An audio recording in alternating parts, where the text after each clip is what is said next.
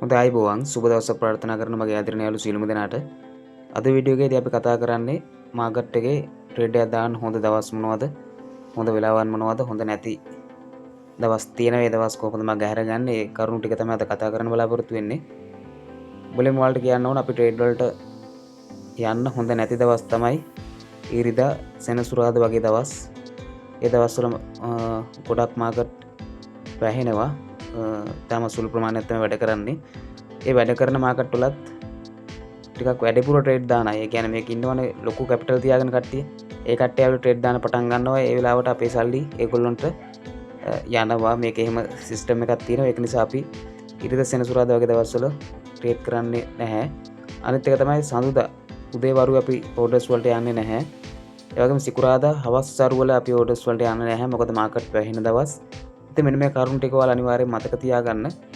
Order එකට යන්න නම් අනිවාර්යෙන්ම මාකට් එක හොඳ මොහොතක තියෙන්න ඕන, හොඳ දවසක තියෙන්න ඕන.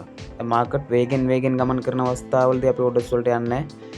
ඔය වෙලාවට ඉරිදා සෙනසුරාදා ඒ වගේ මාකට් දකින්න පුළුවන්. ඒක නිසා හොඳට මතක තියාගන්න. අද වීඩියෝ එකේදී මට ඔයාලට කියන්න අවශ්‍ය වෙන්නේ ඉරිදා සෙනසුරාදා වගේ දවස්වල ඕඩර්ස් වලට යන්න එපා. ඊට අමතරව ඔයාලට මොනෑම ගැටලුවක් තියෙනවා නම් මේ ට්‍රේඩ් කරන සිස්ටම් එකේ හරි මොනෑම ඔයාලට ඔයාගේ ලයිෆ් එකට මේ ට්‍රේඩ් වලින් ඉගෙන ගන්න දෙයක් මොනවා හරි අහන්න දෙයක් තියෙනවා නම් අනිවාර්යෙන් පහලින් කමෙන්ට් එකක් දාගෙන යන්න අපි අනිවාර්යෙන් උදව් කරනවා. අපිට තවත් වීඩියෝ එකක ඉදිරියේදී හමු වෙමු. හැමෝටම පෙරුවන් සරණයි.